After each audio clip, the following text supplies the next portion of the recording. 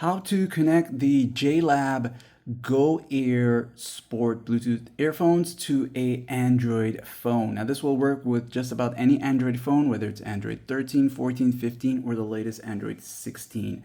So with these here, the first thing you want to do is make sure they have some battery life in them, at least 50% charge.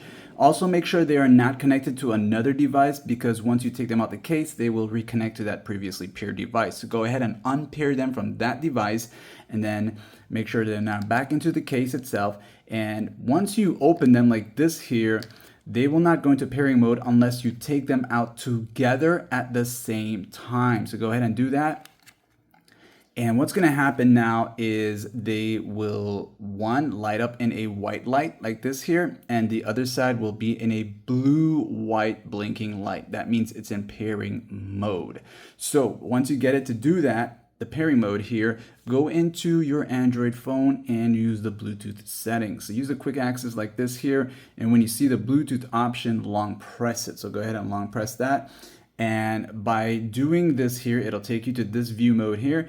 And you want to select pair new device. So most Android phones will look like this here.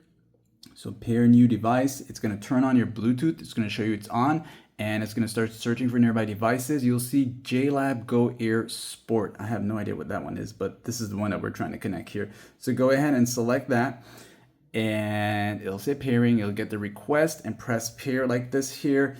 And once you get it to do that, if you have a Moto phone, you'll see the light flashing, and you'll see it's active.